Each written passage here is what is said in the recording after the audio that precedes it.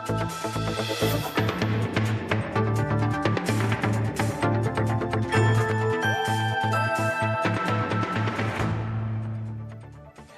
करते हैं कि आपने इनकम टैक्स रिटर्न फाइल कर दिया होगा।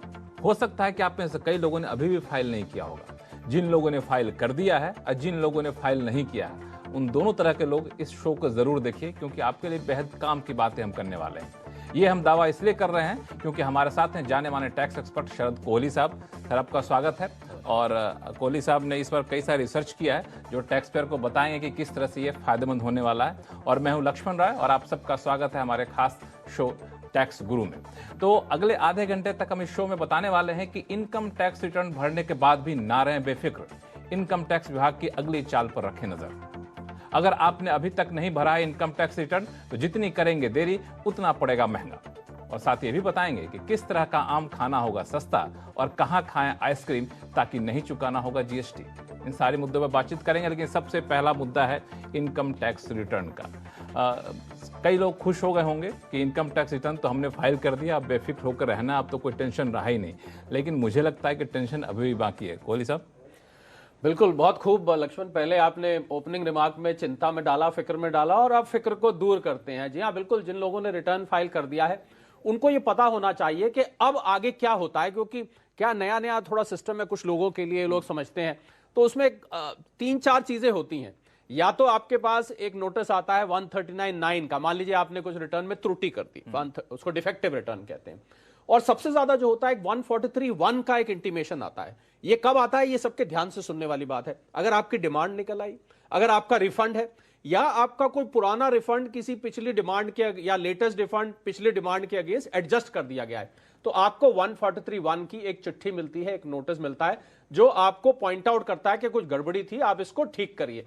और अगर इनमें से कुछ भी नहीं है लक्ष्मण, तो फिर आपका वो पोर्टल पे प्रोसेस्ड दिखा देगा। और एक आखिरी बात, जो बहुत सारी लंबी चेकलिस्ट है, पर मेन मैं बता रहा हूं, वो ये कि अगर आपके पास 143(2) का एक नोटिस आता है, नंबर मैं इसलिए बता रहा हूं कि आप नंबर को देख के, सेक्शन को देख के पहचान जाएं।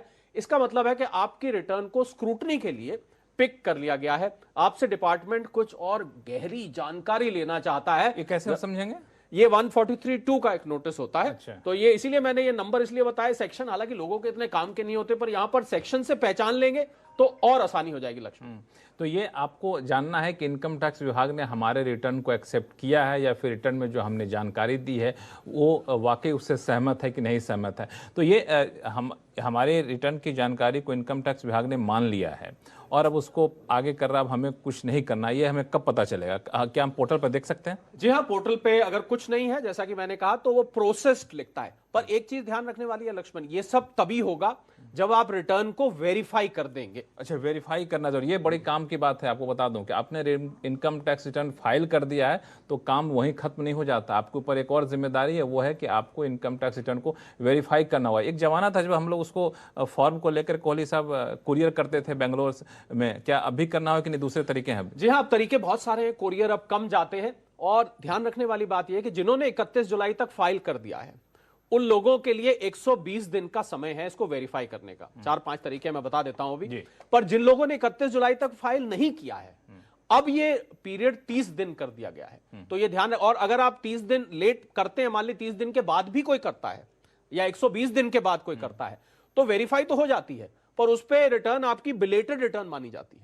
ये एक ध्यान रखने वाली बात है। और वेरीफाई करने के अगर हम तरीके देखें, तो तरीके आपको पता है, आजकल ईवीसी जो इलेक्ट्रॉनिक वेरिफिकेशन कोड होता है वो चलता है। आप आधार ओटीपी कर सकते हैं, अपने एटीएम से, अपने डीमैट से, अपनी नेट बैंकिंग से, इस सब चीजों से आप ईवीसी से वेरीफाई कर सकते हैं। और जैसा कि लक्ष्मण ने कहा कि वो जो पुराने जमाने का कोरियर सीपीसी बैंगलोर जाता था, वो अभी भी फॉर्म वी चलता है। तो इस तरीके से आप वेरीफाई करना ना भूले, वरना जो मैंने पहले सब बताया लक्ष्मण, उनमें से कुछ नहीं होगा, रिटर्न इनवैलिड हो जाएगा। तो जैसा कि कोहली साहब ने बताया, इनकम टैक्स रिटर्न फाइल करने के बाद भी आपको इन सारी बातों का ख्याल रखना है, वरना आपकी सारी मेहनत पर पानी फिर सकता है। इस बीच कई सारे कॉलर हमारे साथ जुड़ चुके हैं। सबसे पहले चलते हैं गुजरात, जहां से महेश शाह जी फोन लाइन पे। महेश जी नमस्कार, कैसे हैं आप? बस मजा में, नमस्कार। चलिए बताएं, कहाँ उलझन आपकी? मेरे एक लोन अगेंस्ट सिक्योरिटी अकाउंट था एचडीएफसी बैंक में, वहां से 19 लाख का फ्रॉड हुआ था। अच्छा। 25 जनवरी 22 को। तो क्या मैं उसको लॉस के तरह ले सकता हूँ? अभी इसमें रिकवरी कुछ हुआ नहीं है। अच्छा, कुछ रिकवरी नहीं हुआ, आपने उस फ्रॉड को रिपोर्ट कर दिया था बैंक में? या बैंक में रिपोर्ट कर दिया, पुलिस में एफआईआर भी हुई।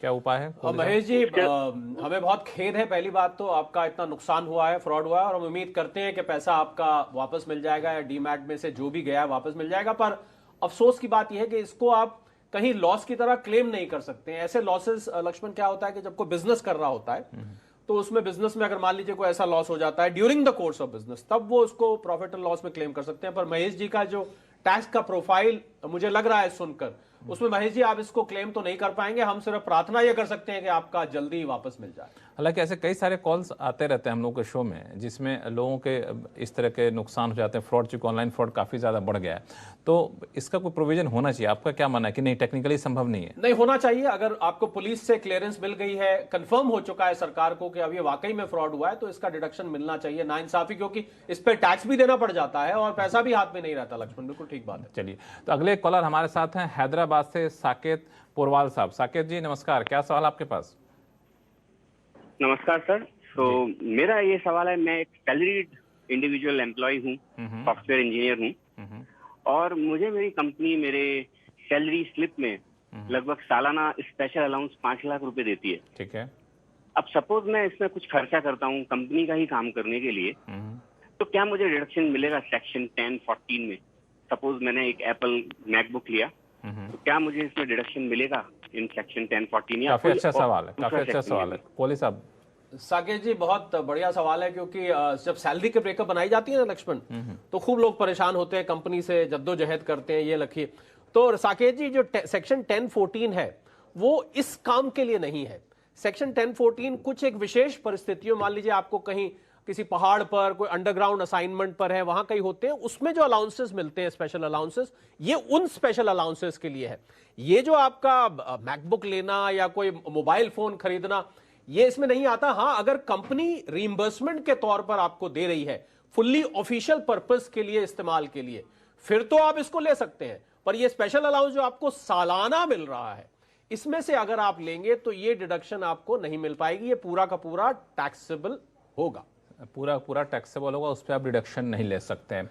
चलिए, अगला सवाल हमारे पास आया हैदराबाद से पी ओम प्रकाश जी का। दरअसल इन्होंने ईमेल भेजा है और ये एक रिटायर्ड सीनियर सिटीजन है, और इनकी समस्या ये है कि ये अपनी शादीशुदा बेटी के लिए हर महीने 5,622 रुपये और 11,240 रुपये सालाना LIC प्रीमियम के तौर पे चुकाते हैं, और इस रकम का क्लेम उसके पति ने नहीं किया है, बता रहे हैं अपनी बेटी के बारे में।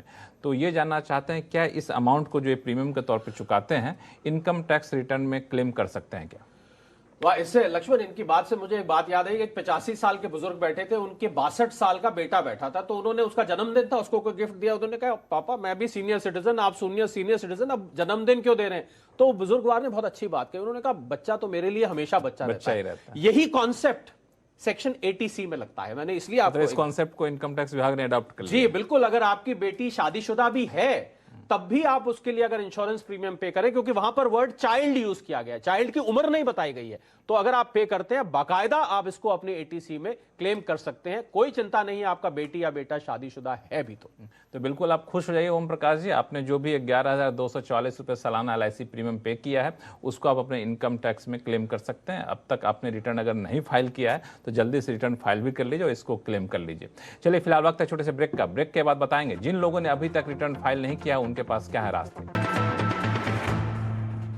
ब्रेक के बाद एक बार फिर से आपका स्वागत है। आप देख रहे हैं टैक्स गुरु, और आपके सवालों का जवाब देने के लिए हमारे साथ हैं जाने माने टैक्स एक्सपर्ट शरद कोहली साहब। कोहली साहब, कई लोगों के सवाल हैं। सवाल लेने से पहले एक जो चीज़ें आ रही हैं कि जो इनकम टैक्स रिटर्न लोगों ने फाइल किया है, जितने सरकार ने टारगेट किया था या फिर उम्मीद करी थी, उससे कुछ कम है। तो मुझे लगता है बहुत सारे लोग हैं जिन्होंने अंतिम समय तक फाइल नहीं कर पाए हैं, तो अब उनके पास कोई रास्ता है?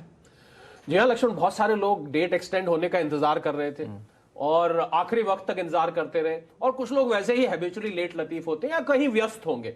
उनके पास रास्ता है, अभी बिल्कुल दरवाजा बंद नहीं हुआ है। 234F की एक फी देके 5,000 रुपए फी है। 5 लाख से अगर आप 5 लाख तक इनकम है फिर तो ये फी 1,000 है। तो आप 31 दिसंबर तक की विंडो है, आप बिलेटेड रिटर्न फाइल कर सकते हैं। बाकायदा फाइल करिए, थोड़ा सा लक्ष्मण रिफंड में विलंब हो सकता है बिलेटेड रिटर्न में, क्योंकि रिफंड उतना जल्दी नहीं आता है, उसको जरा बाद में प्रायोरिटी पे रख दिया जाता है। लेकिन ये बिलेटेड रिटर्न जो जिन्होंने फाइल करने का आप कह रहे उनके पास रास्ता है, तो जिन्होंने मारा मारी करके 31 तक फाइल किया उनको क्या फायदा मिला? नहीं, मैंने बताया ना 5,000 रुपए पेनल्टी, अब फी दे के फाइल होगा। अच्छा, फी देना पड़ेगा। बिल्कुल, अब वो पेनल्टी नहीं है, वो फी है बाकायदा, उसके बिना जमा किया फाइल ही नहीं कर पाएंगे, तो 5,000 का तो सीधा नुकसान है। प्लस बिलेटेड रिटर्न में मैंने कहा रिफंड लेट होता है, और आपको ये बात शायद कम लोग जानते हैं, बिलेटेड रिटर्न ज्यादा हैबिचुअली हो तो उसमें स्क्रूटनी में आने का चांस भी होता है। वो डिपार्टमेंट को लगता है क्या खिचड़ी पकड़ी थी जो हर बार लेट करते हैं, भाई ये क्या चक्कर क्या है, क्या अंदर काम चलता है। लेकिन ये 5,000 रुपए सबके लिए या फिर जिनकी आमदनी कम उनके लिए कम है? जो 5 लाख तक की आमदनी है उनके लिए 1,000 है, 5 लाख से ऊपर की अगर रिटर्न है तो 5,000 रुपए पेनल्टी देके 31 दिसंबर अगर निकल गया तो फिर ये टाइम बार्ड हो जाएगी, फिर ये सेक्शन 148 का नोटिस आपके पास आएगा, तभी आप फाइल कर पाएंगे, वरना नहीं कर पाएंगे। तो ये 5,000 रुपए अमाउंट जो है वो हर महीने बढ़ता जाएगा? नहीं बढ़ेगा नहीं, ये 5,000 ही रहेगा, अभी करें या आप जब भी करें। पर अगर टैक्स बकाया है आपका टैक्स तो वो 1% उस पे पर मंथ इंटरेस्ट लगता जाए। तो मतलब जितनी देरी करेंगे उतना महंगा पड़ता जी है। बिल्कुल नहीं, हम तो कहेंगे अभी आज ही करिए अगर आपने नहीं करा। लेकिन इसमें एक और चीज है कि जो जिन लोगों ने बिलेटेड रिटर्न फाइल किया है, क्या वो लॉस वगैरह क्लेम पहले की भांति कर सकते हैं कि नहीं, उसमें कुछ कैच है? जी हाँ बिल्कुल, अगर आप लॉस कैरी फॉरवर्ड कर रहे हैं तो आपको समय से फाइल करना जरूरी है बिजनेस रिटर्न्स के लिए। इसको हम नॉर्मली बिजनेस रिटर्न्स में डिस्कस करते हैं, क्योंकि ये डेट मोस्टली इंडिविजुअल्स के लिए थी जिनका टैक्स ऑडिट नहीं होता है। ज्यादा काम की बात ये उन लोगों के लिए होती है जिनका ज्यादा लॉस होता है या टैक्स ऑडिट वगैरह होता है। एक और, चूंकि बात इनकम टैक्स रिटर्न की चली है, तो कई लोगों के साथ थोड़ा सा दुखद घटना हुई है कि कारोबारी साल में आमदनी तो हुई, लेकिन जिन जो आमदनी कर रहे थे शख्स, परिवार के सदस्य, उनकी मृत्यु हो गई, असामयिक निधन हो गया, तो वो उनके लिए क्या प्रोविजन होता है रिटर्न फाइल करने का? क्योंकि जो इनकम हो रहा था जिनका, वो तो जो इनकम कर रहे थे उनका तो निधन हो गया, तो क्या वैसे केस में रिटर्न की प्रक्रिया व्यवस्था क्या है? जी हाँ, अगर ये दुखद बात हो जाती है और निधन हो जाता है तो जो उनके वारिस हैं उनको 4 चीजें याद रखें आप। अपना पैन कार्ड, जिनका निधन हुआ है उनका पैन कार्ड, एक उनका डेथ सर्टिफिकेट और एक सक्सेशन सर्टिफिकेट बनवा लीजिए। ये 4 चीजें आप लोड करके आप अप्लाई करिए कि आप एज ए सक्सेसर या एज ए लीगल एयर उसको कहते हैं फाइल करना चाहते हैं।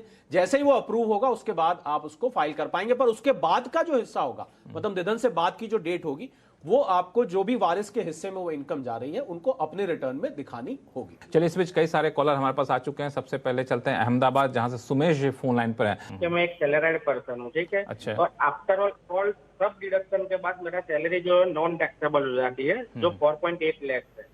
लेकिन मैं इंट्राडे ट्रेडिंग भी करता हूँ। तो सैलरी करते करते इंट्राडे ट्रेडिंग कर लेते हैं आप? नौकरी करते करते?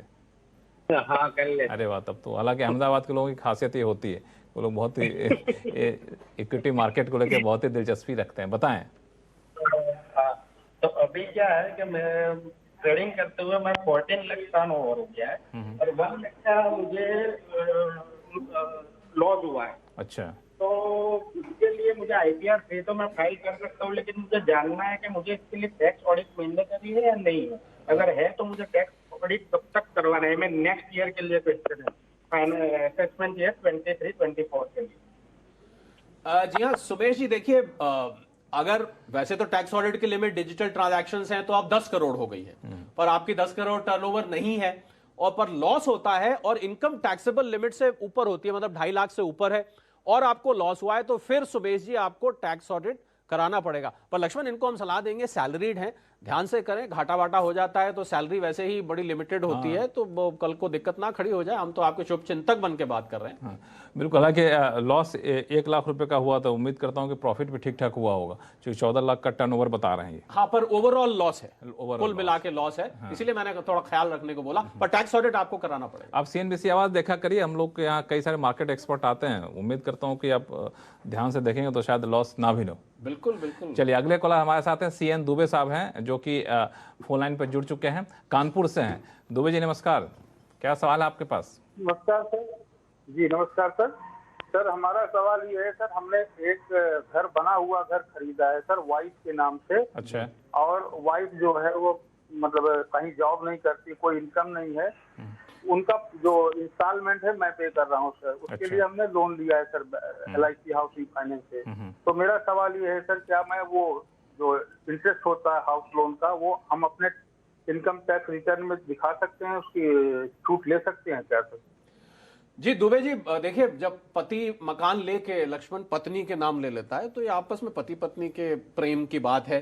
पर जहां तक इनकम टैक्स की बात है दुबे साहब, आपको अपना नाम इसमें ऐड करा लेना चाहिए, क्योंकि इसको क्लेम सेक्शन 24 की जो लोन इंटरेस्ट का बेनिफिट है उसको क्लेम करने के लिए आपका को ओनर और को बोरोवर होना बहुत जरूरी है। तो इसलिए मेरी सलाह यह है कि आप उसमें अपना नाम ऐड करा लें। अगर खाली उन्हीं के नाम रहेगा तो आप इसका बेनिफिट नहीं ले पाएंगे। चलिए अगले कॉलर हमारे साथ हैं अरुण सरदेश पांडे जी।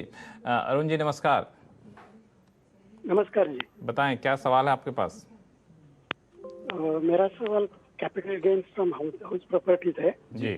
मैंने एक हाउस 1993 में खरीदा था 15 लाख के लिए। ओके। वो हाउस घर सोसाइटी में था और सोसाइटी ऑप्टेड फॉर रीडेवलपमेंट 2015 में। जी। हेलो। हाँ आवाज आ रही है, बताएं। हाँ, तो जब भी पोजीशन दिया 2016 में तो उसका इंडेक्स 2 में ठीक है वैल्यू 3.5 करोड़ दिखाया था। ठीक है। तो मेरा अभी अगर मैं नेक्स्ट ईयर ये घर जो है वो सेल करना चाहता हूँ तो मेरा ये सवाल है, उसके लिए कैपिटल गेन कैलकुलेट करते समय मेरा कॉस्ट ऑफ एक्विजिशन इसके लिए क्या होगा? अरुण जी परचेस वैल्यू मैं समझ गया, आपका सवाल समझ में आ गया। देखिए कॉस्ट ऑफ एक्विजिशन ना तो 3.5 करोड़ होगी ना 1993 वाली होगी। इसमें जो प्रॉपर्टीज पुरानी होती हैं उसमें 1/4/2001 को आपको इसकी वैल्यूएशन करानी पड़ेगी।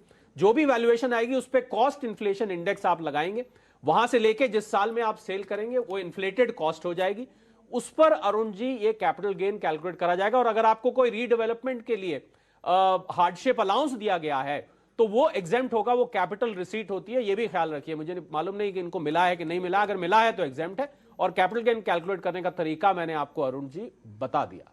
चलिए, तो हालांकि इन्होंने रिसर्च अच्छा खासा कर लिया था। बिल्कुल बिल्कुल। चलिए फिलहाल वक्त है छोटे से ब्रेक का। ब्रेक के बाद बताएंगे कौन सा आम खाना है सस्ता और कहाँ खाएं आइसक्रीम ताकि नहीं देना पड़ेगा आपको जीएसटी। बताएंगे छोटे से ब्रेक के बाद।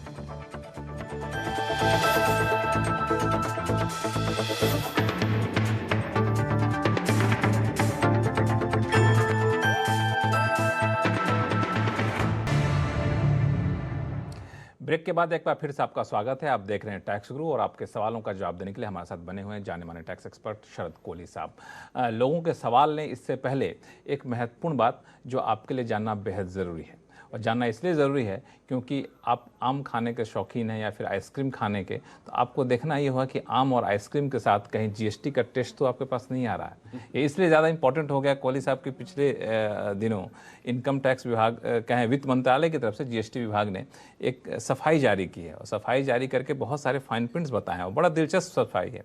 जैसे कि कहते हैं कि आम खाने पे आपको जीएसटी कहाँ देना पड़ेगा, स्लाइस खाएंगे तब देना पड़ेगा, ड्राई खाएंगे तो देना पड़ेगा, वैसे नहीं देना पड़ेगा। चक्कर क्या, तो समझा दे दर्शकों को। मुझे लक्ष्मण ये जीएसटी सीबीआईसी की तरफ से और कभी कभी एएआर की तरफ से बड़े स्वादिष्ट क्लैरिफिकेशन आते हैं।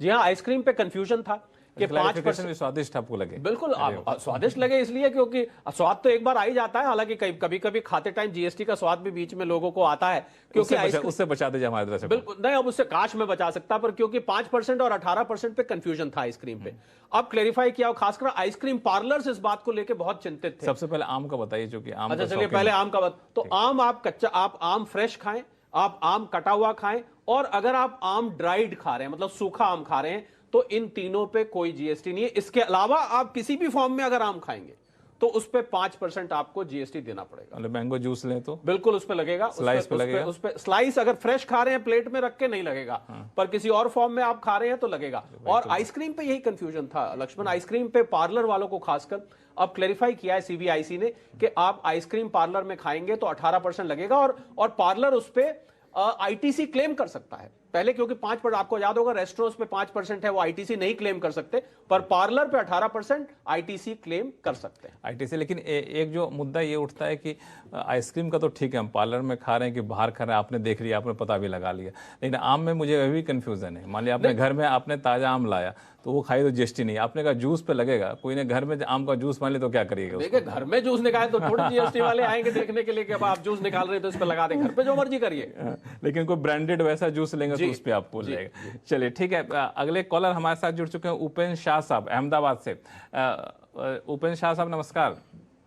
सर लक्ष्मण भाई नमस्कार, शरद भाई आपको भी नमस्कार। नमस्कार। सर मेरा सवाल जीएसटी से रिलेटेड है। एक कस्टमर ने मुझसे माल लिया, मान लो ₹1,00,000 का माल लिया और मैंने 18% जीएसटी लगाया, वो भी उसको माल दे दिया। अभी 2 साल हो गए, न तो उसने पेमेंट दिया है पूरा, न तो मेरा जीएसटी भी मुझे वापस मिल रहा है। मतलब उसने माल तो मेरा यूज किया, वो तो यूज किया, उसका पेमेंट तो नहीं दे रहा, लेकिन मेरा जीएसटी भी वो यूज कर रहा है। तो मुझे ऐसा लगा कि मैंने सुना कि अगर 6 महीने तक कोई कस्टमर पेमेंट नहीं करता है तो you are entitled to get, मतलब वापस जीएसटी मिल सकता है जो आपने भरा है उसके खाते में। तो क्या ये सही है क्या मुझे कोई रास्ता है, दिखा सकते हैं कि मैं मेरा जीएसटी वापस ले लूं? बताइए। उपेंद्र जी, पहले तो हमें खेद है कि आपके पैसे नहीं आ रहे हैं, पेमेंट नहीं आ रही है, पर मैं आपको जानकारी थोड़ी सी ठीक कर दूं। अगर 6 महीने तक वो साहब जो आपके पैसे नहीं दे रहे हैं, अगर वो 6 महीने तक पैसे नहीं देते हैं और तो वो अपना भी आईटीसी क्लेम नहीं कर पाएंगे, ये आप चिंता मत करिए। 180 दिन तक अगर वो पेमेंट नहीं कर, अगर उन्होंने 180 दिन तक जमा करा दिया तब तो आपके उसमें वैसे ही रिफ्लेक्ट हो जाएगा। पर अगर 180 दिन तक वो आपका पैसा नहीं देते, जीएसटी नहीं, आपका पैसे का तो खैर आपको लीगल ऑप्शन एक्सप्लोर करनी चाहिए, पर अगर जीएसटी नहीं दे रहे हैं तो वो क्लेम इसको एज एन आईटीसी भी नहीं कर पाएंगे। इस बात से आप थोड़ी तसल्ली ले सकते हैं। बिल्कुल, आपको भले परेशानी, लोग सामने वाले जिन्होंने खरीदा उनको भी ये दिक्कत होने वाली, इसलिए इस दिक्कत के डर से शायद वो आके पैसा वापस लौटा दे भी दे। फिर भी जैसा कि बताया कौली साहब ने, पैसे जहां तक वापस लेने की बात है तो इसके लिए आप कानूनी रास्ता भी अख्तियार कर सकते हैं, जो आपको सही लगे। आप अपने एक्सपर्ट से इस बारे में सलाह भी ले सकते हैं, लेकिन टैक्स के मोर्चे पे ये रास्ता है जो कोहली साहब ने आपको बताया। चलिए, टैक्स गुरु में फिलहाल इतना ही। कोहली साहब का बहुत बहुत शुक्रिया सभी सवालों का जवाब देने के लिए, और अगली बार उम्मीद करते हैं फिर ऐसे कुछ दिलचस्प टॉपिक लेकर के आप आएंगे। और आप दर्शकों के पास कोई भी सवाल हो, चाहे इनकम टैक्स से जुड़ा हुआ हो या फिर जीएसटी जुड़ा हुआ, आप हमें लिख भेजिए tax@moneycontrol.com पर। हाँ, लेकिन एक बात जरूर ध्यान रखिएगा कि जब आप सवाल भेजते हैं तो अपना नाम और मोबाइल नंबर लिखना जरूर दर्ज करें, भूलें नहीं, क्योंकि अक्सर अपना नाम या मोबाइल नंबर नहीं देते हैं तो फिर आपसे संपर्क कर पाना मुश्किल हो पाता है, ताकि बेहतर तरीके से आपके सवालों को हम क्लैरिफाई कर सकें। इसलिए अपना नाम और मोबाइल नंबर जरूर लिखें अपने सवाल के साथ, और सवाल भेजें tax@moneycontrol.com पर। चलिए नमस्कार, देखते रहिए CNBC आवाज़।